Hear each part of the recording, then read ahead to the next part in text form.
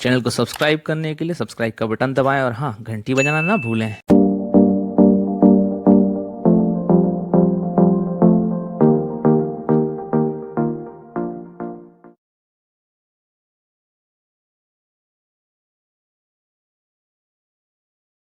नमस्कार साथियों, स्वागत है आपका गपशप ऑन चाय की इस नई कड़ी में, जिसके अंदर हम आपको मिलवा रहे हैं जीपेट सक्सेसफुल कैंडिडेट से।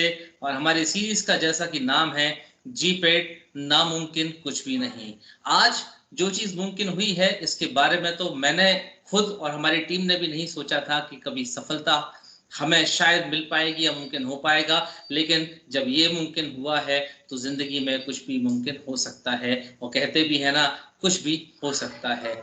आइए आज आपको रूबरू कराते हैं आपके अपने बुंदेलखंड अंचल से मिसेस अंकिता राय जी से, जिन्होंने जीपेट 2014 में अपनी मेहनत और अपनी लगन से सफलता अर्जित की थी, और साथ ही ऑल इंडिया रैंकिंग में भी अपने झंडे गाड़े थे।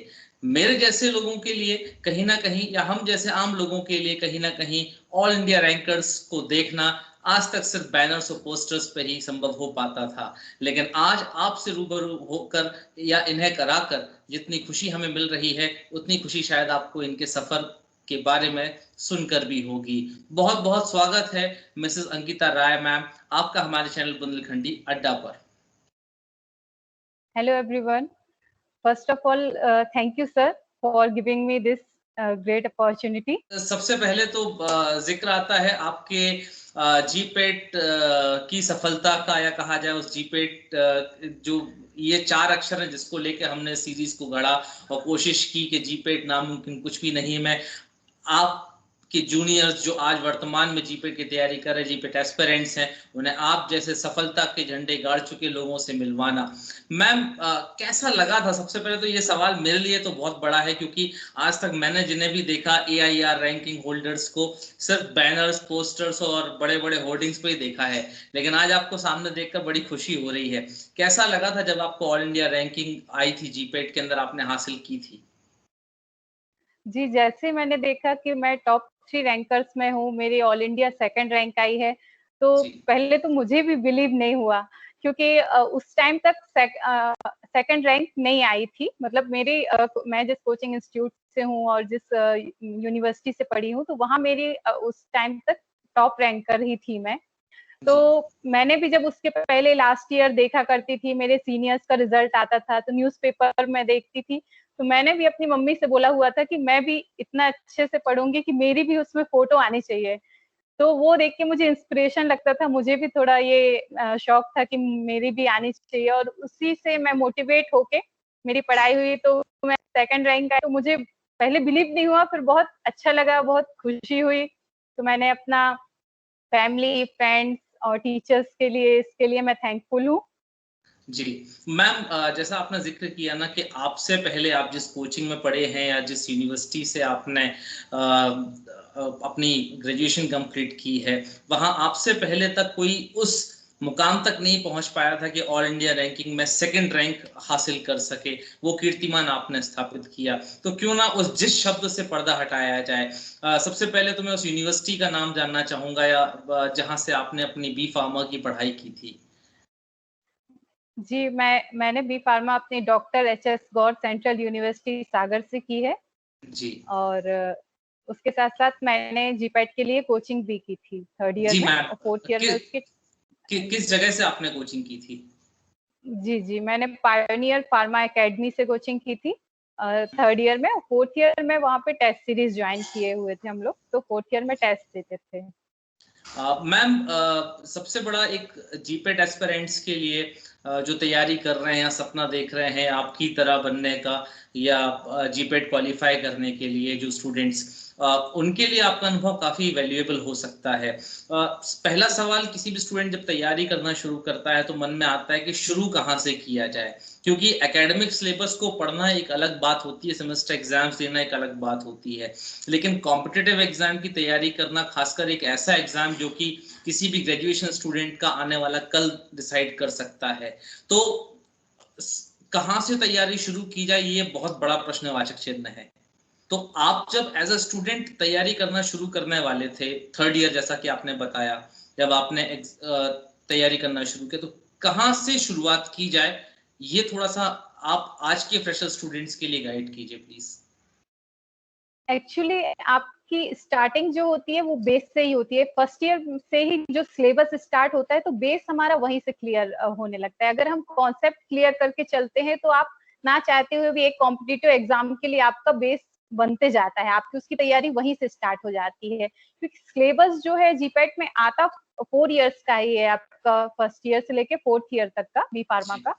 तो उसमें यही था मेरा तो कि स्टार्टिंग से जब मैं कॉलेज में सेमेस्टर के एग्जाम दे रही थी तब भी मैं अपना विथ नोट्स वर्क करती थी। मैं नोट्स साथ साथ में प्रिपेयर करके चलती थी, वहां से बेस बना के और फिर कोचिंग में थर्ड ईयर में इतना डिटेल से हम लोग ने पढ़ा।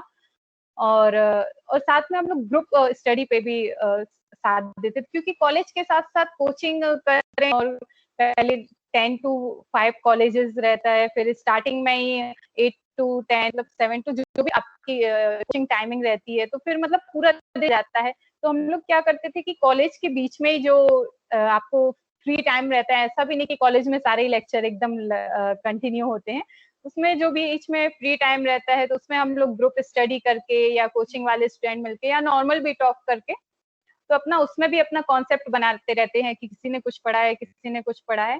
तो ऐसा कि अपना कॉन्सेप्ट क्लियर करके चलते थे और अपना कुछ ट्रिक्स भी रहते थे। कुछ कुछ सब्जेक्ट ऐसे रहते हैं कि जिसमें कॉन्सेप्ट बना के भी ऐसा है कि उसमें याद करना ही पड़ेगा, आपको ड्रग्स के नेम है तो याद करना ही पड़ेंगे। तो वहां पे हम लोग अपना ट्रिक्स भी यूज करते थे। तो स्टार्टिंग बेस लाइन वहीं से था कि अपना नोट्स बनाते जाते थे, कोचिंग के नोट्स पढ़ते थे और साथ में क्लासेस के।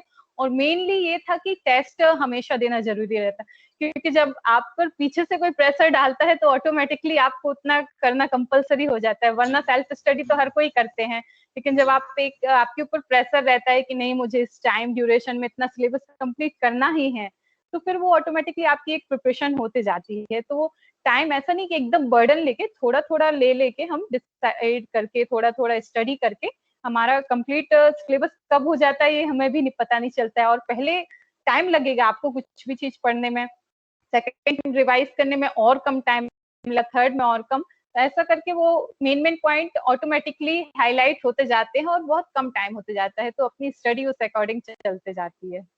जी, अभी अभी आपने एक बात कही, बड़ी अच्छी लगी सुनकर, और हमारे दर्शकों में जो जीपेट एस्पिरेंट्स हैं वो भी इस चीज को जरूर ध्यान दें कि जब हम टेस्ट देते हैं तो हमारी तैयारी अपने आप होती चली जाती है, क्योंकि उस प्रेशर सिचुएशन में हम अगर अपने आप को पहले से डालें, जिसका कभी कभी हमें सामना करना ही है जीपेट के एग्जाम के दौरान।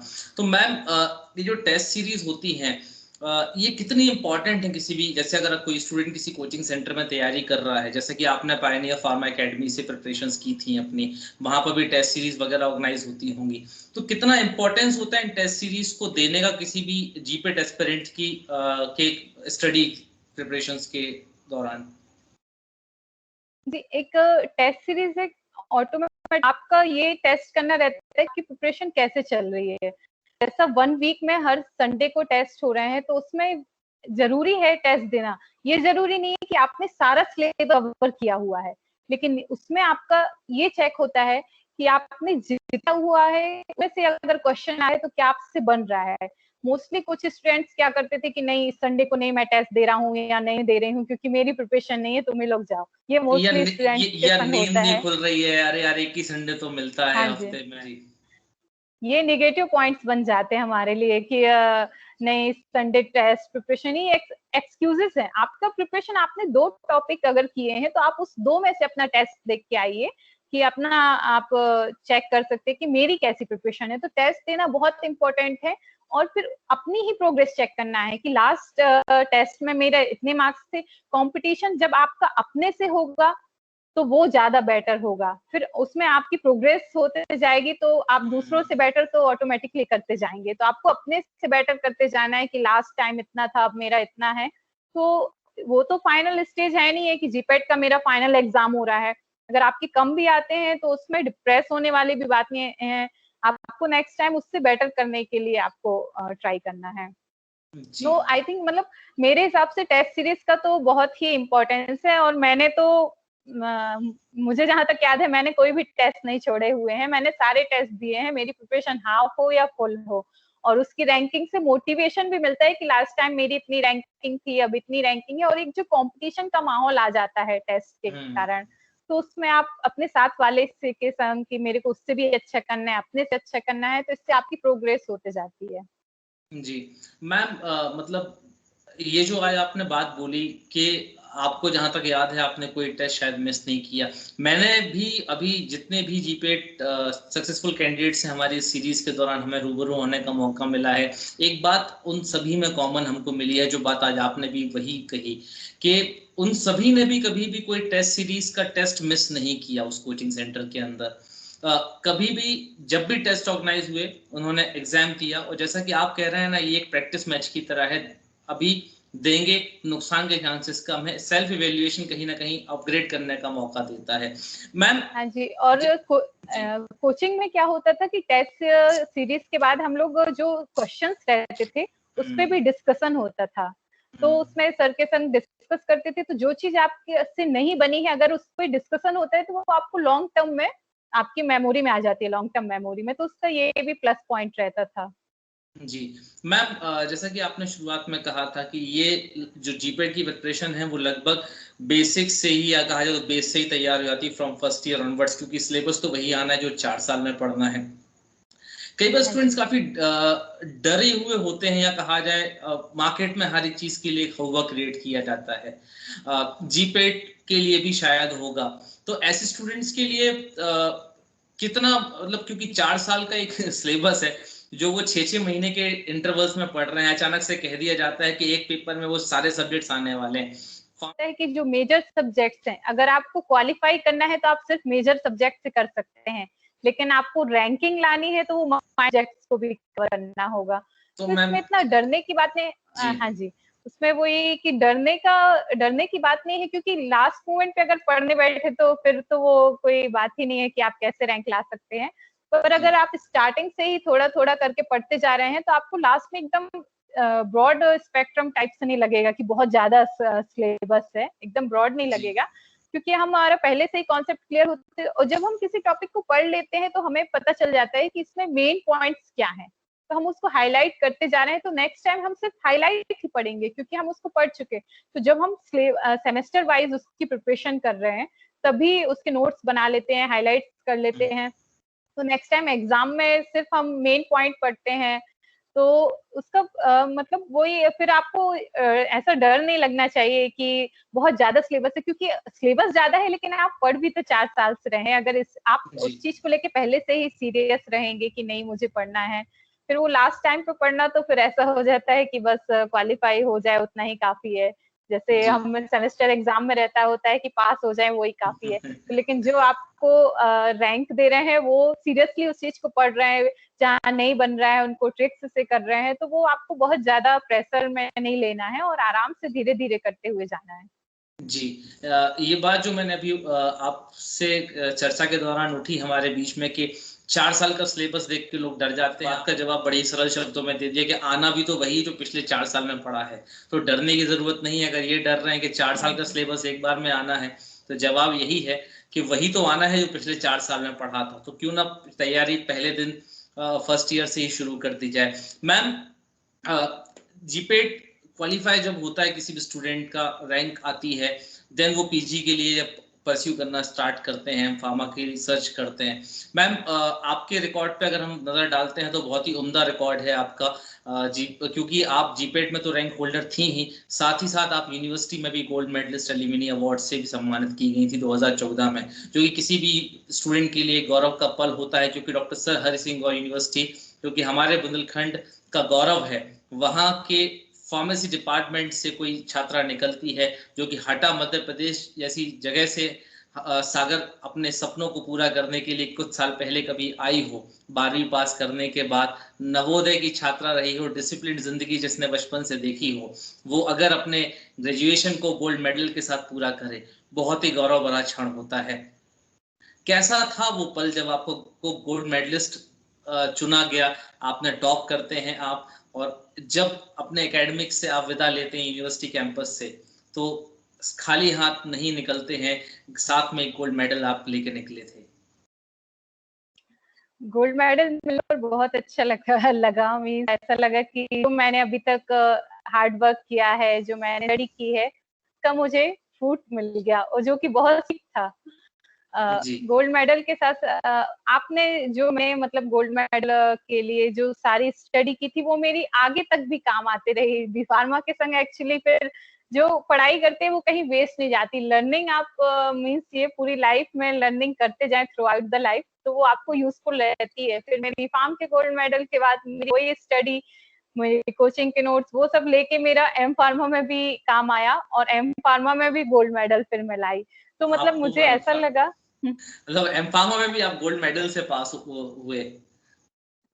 हाँ जी, तो वो मुझे ऐसा लगा कि आपकी कोई भी चीज़ कहीं वेस्ट नहीं होती है, और गोल्ड मेडल लेकर फिर बहुत ही अच्छा लगा। ऐसा लगा कि मेरे फैमिली, मेरे पेरेंट्स के जो सपने थे, वो सारे पूरे हो गए। मेरे पापा भी ऊपर बैठ के मुझे देख रहे होंगे कि हाँ, मेरी बेटी ने मेरा नाम रोशन किया है।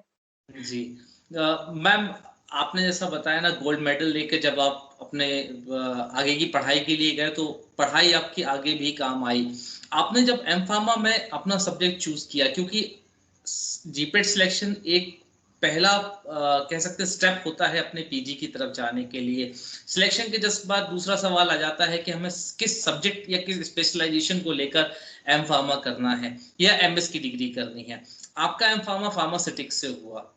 क्या सोचकर आपने हाँ यही जी। सब्जेक्ट चुना था, या क्या सोचना चाहिए किसी भी जीपेट क्वालिफाइड व्यक्ति को एम फार्मा में एडमिशन लेते समय कि कौन सा सब्जेक्ट वो लें या कैसे वो अपने सब्जेक्ट का चुनाव करें, क्योंकि स्ट्रीम्स बहुत हैं, ऑप्शंस बहुत हैं उनके सामने। जी ये तो सबके अपने इंटरेस्ट पे डिपेंड करता है। एक्चुअली अगर आपको फॉर्मुलेशन में इंटरेस्ट है कि कोई भी मेडिसिन जो बना रहे हैं, कोई भी डोजेस फॉर्म हम बना रहे हैं, तो वो कैसे बनता है, मेरा इंटरेस्ट उसमें ही था, डोज की प्रिपरेशन में, इसीलिए फार्मास्यूटिक सब्जेक्ट मैंने चूज किया। और अगर किसी का उसका कि ड्रग ये एक्शन कैसे कर रही है, या ड्रग का उसका मतलब वर्किंग कैसे है, मैकेनिज्म कैसे है, तो फार्माकोलॉजी लोग लेते हैं। और केमिस्ट्री उसके फॉर्मूले रिएक्शन पे जिसका इंटरेस्ट है, नहीं सब्जेक्ट वाइज सबका इंटरेस्ट रहता है, तो कोई फार्मास्यूटिकल केमिस्ट्री लेता है। It depends on person to person. मेरा उसकी डोजेस फॉर्मुलेशन में इंटरेस्ट था, तो मैंने फार्मास्यूटिक्स को चूज किया था। जी, मतलब कहीं ना कहीं स्टूडेंट्स को अपने प्रिपरेशन के साथ साथ ये भी ध्यान देना चाहिए कि उनका इंटरेस्ट किस चीज़ में, उनका मन किस चीज़ में लग रहा है, या वो अपना भविष्य किस फील्ड हाँ में जी। बनाना चाहते हैं, उस आधार पर वो सिलेक्शन करें। मैम, कहीं ना कहीं ये जो पूरे सफ़र का एक सफरनामा है आपका, from 12th onwards to admission in your B pharma, उसके बाद आपका एम फार्मा में जाना, गोल्ड मेडल्स लेके चलना, बहुत ही उम्दा है। किसी भी स्टूडेंट की लाइफ में इतना सफलता अपना एकेडमिक करियर रखना बहुत ही बड़ी बात होती है। आशा करते हैं आपका यही सफलता का दौर आगे भी चलता रहेगा, और आपके जो जूनियर्स यूनिवर्सिटी कैंपस के जो आज बी फार्मा कर रहे हैं, या किसी भी जगह पर देश दुनिया से जो B pharma student, GPAT aspirants आज आपको सुन रहे हैं, वो आपकी कहेगी हर एक बात को अपने जीवन में उतारने की कोशिश करेंगे, और कहीं ना कहीं वो भी किसी न किसी यूनिवर्सिटी, किसी न किसी कॉलेज, किसी न किसी कैंपस से गोल्ड मेडल लेकर निकलेंगे। बहुत बहुत धन्यवाद मैम हमारे साथ जुड़ने के लिए, साथ ही अपने जीपेट की सक्सेस जर्नी के अनुभव हमारे साथ बांटने के लिए, अपना अमूल्य समय देने के लिए बहुत बहुत धन्यवाद। आपको विश्व उज्ज्वल हो, आप यूं ही मुस्कुराती रहें और अपने ज्ञान से सभी के जीवन में रोशनी बिखेरती रहें। बहुत बहुत धन्यवाद।